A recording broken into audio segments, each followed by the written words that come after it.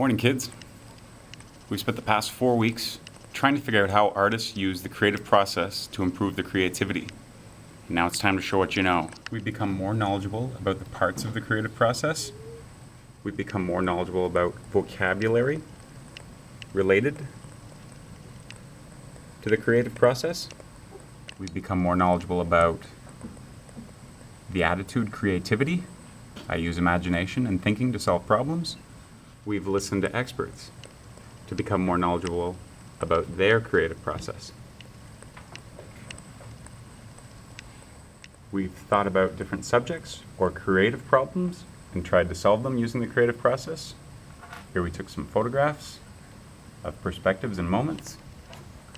We also drew ourselves as an animal. As we created, we focused on the skill of responsibility and organization to help us create. We also did a lot of reflecting to see how the decisions we were making as artists helped our creativity. For your summative performance task, an arts open house has been planned to celebrate the growth and development of grade 2 creativity. Choose a subject or creative problem to think about. As you create your piece, use the creative process to write about the decisions you make each day. When you're finished thinking about your subject, write an artist reflection so you can explain all of the decisions you made. Share your knowledge, skills, and understanding with your parents at the Arts Open House. Differentiation are ways that can help you be more successful. You can choose your creative problem or your subject. You can use the page of definitions on the green wall, all of the vocabulary words that we learned about.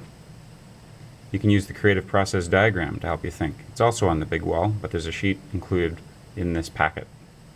And you can watch this video again and again to help you understand what you're supposed to do.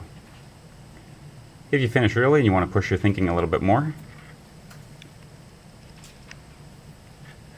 you can use a Venn diagram to compare your creative process to a friend's. What do you notice that's similar, and what do you notice that's different in the decisions that you made and your friend made? If you plan to perform your piece in front of an audience, you can create success criteria with an expert like Mrs. T or Miss Grace. Scoring guide. Here's what you need to know to be successful. I chose a subject or a creative problem to think about. I am knowledgeable about the parts of the creative process. I showed responsibility and organization when creating. And I wrote an artist reflection to explain how using the creative process can improve creativity.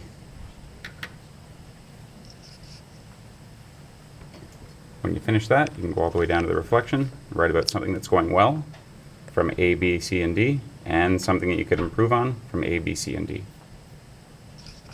If you turn your page over, you'll see the Daily Decisions Journal. Here's where you can write your reflection on the decisions that you're making each day in the creative process.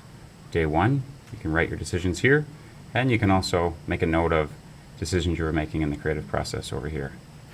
On day 2, you'll do the same, and then it goes all the way down to day 3, day 4, and day 5.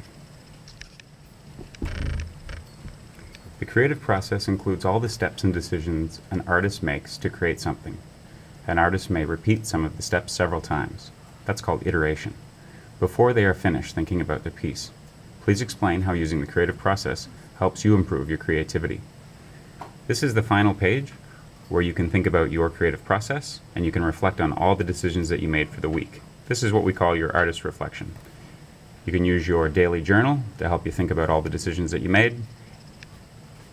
And then you can try and explain what were all the decisions that you made during the week, and you can explain how they helped you improve your creativity over here. Good luck.